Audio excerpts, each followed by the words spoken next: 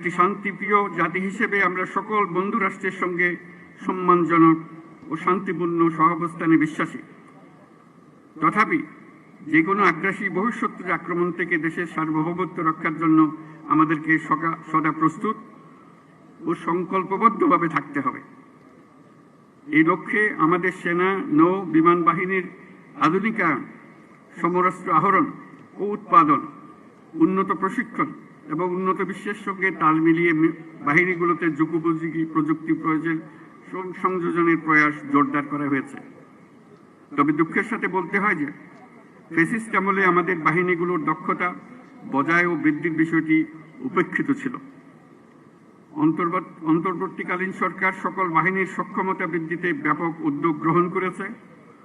একই সাথে দেশ রক্ষা ও জনকল্যাণমূলক কাজে ব্যাপক সংখ্যক ছাত্র ও যুব সম্প্রদায়কে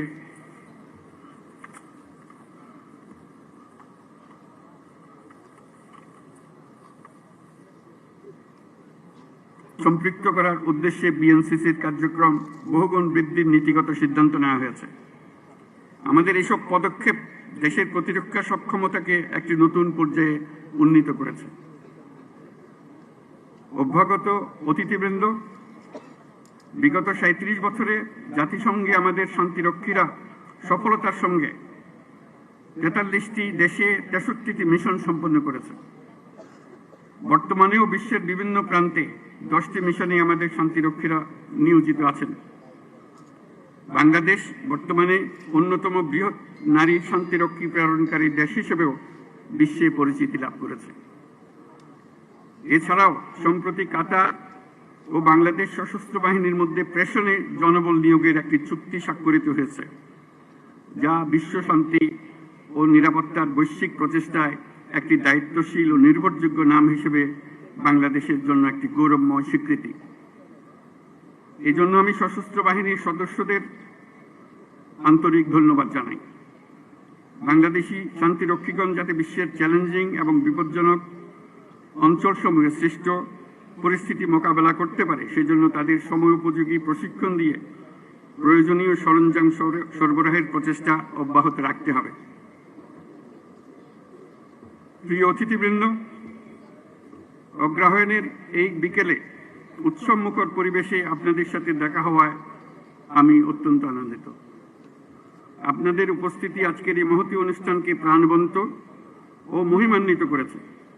এই জন্য সশস্ত্র বাহিনীর পক্ষ থেকে আপনাদেরকে সকলকে জানাই আন্তরিক ধন্যবাদ। আমি সশস্ত্র বাহিনীর সকল সদস্য ও তাদের পরিবারবর্গের সুখ, শান্তি ও কল্যাণ কামনা করছি। আমরা সবাই যেন দেশের উন্নয়ন ও অগ্রযাত্রায় ঐক্যবদ্ধভাবে কাজ করে যেতে পারি, সে আশাবাদ ব্যক্ত করছি। Now I take the privilege to thank the excellencies and distinguished guests from our friendly countries for joining us to celebrate our Armed Forces Day.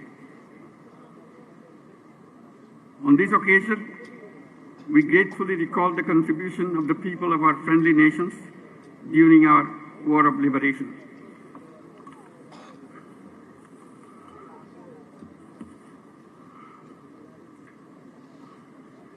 I am also thankful for the excellent support and assistance provided to our armed forces by your countries. I must mention that it is a unique opportunity and great experience for our troops to work together with the global peacekeepers under the umbrella of the United Nations. I assure our full support of my government and our armed forces to the United Nations and the international community in the global peace efforts. I also deeply appreciate those friendly countries that are employing members of our armed forces. We stand ready to expand such cooperation, and I thank you all for your kind presence. সুধীমণ্ডলে, আপনাদের সবাইকে আজকের অনুষ্ঠানে অংশগ্রহণের জন্য অশেষ ধন্যবাদ জানাচ্ছি।